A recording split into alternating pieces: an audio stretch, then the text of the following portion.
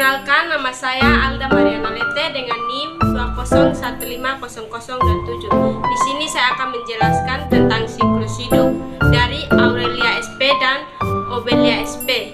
Di sini saya akan menjelaskan yang pertama adalah daur hidup dari Aurelia SP. Nah, di Aurelia SP ini juga terdapat proses reproduksi, yaitu secara seksual dan aseksual. Nah, kita langsung saja ke siklus hidup Aurelia SP, yaitu medusa jantan dan betina yang diploid akan menghasilkan sel gamet, sperma atau telur yang haploid. Sel telur akan dibuai oleh sperma dan menghasilkan zigot. Setelah itu terjadi proses fertilisasi secara eksternal dalam air. Nah, zigot yang dihasilkan akan mengalami pembelahan secara mitosis dan tumbuh menjadi blastula. Blastula kemudian menjadi larva bersilia atau planula yang berenang bebas selama beberapa waktu.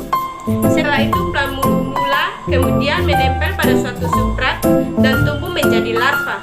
Polip berukuran kecil yang bertentakel disebut juga dengan Scyphistoma. Polip Scyphistoma ini dapat membentuk tunas-tunas.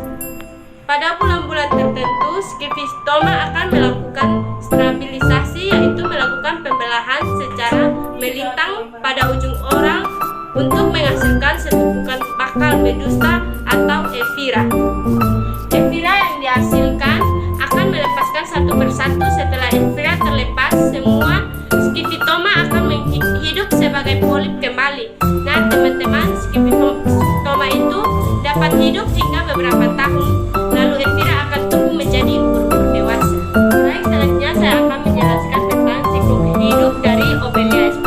Nah, pada siklus hidup Obelia SP ini terdapat polip Obelia dewasa yang bersifat dipolip. Polip ini memiliki dua jenis, yaitu polip dengan tentakel yang berfungsi untuk hal nutrisi atau makanan, dan polip tanpa tentakel yang berfungsi sebagai reproduksi secara aseksual. Polip tanpa tentakel melakukan reproduksi secara aseksual dan menghasilkan tunas medusa. Selanjutnya, tunas medusa yang dihasilkan tersebut lepas dari polip dan tumbuh menjadi medusa dewasa. Nah, teman-teman, di medusa dewasa itu akan terjadi proses reproduksi secara seksual. Reproduksi secara seksual ini akan menghasilkan sel telur atau ovum dan sel sperma seperti spermatozoid. Selanjutnya, ovum dan sperma yang dihasilkan tersebut dilepaskan di dalam air dan bertemu sehingga terjadi proses fertilisasi. Nah, proses fertilisasi yang terjadi di air menghasilkan zigot. Nah, zigot yang dihasilkan dari proses fertilisasi akan berkembang menjadi larva planula.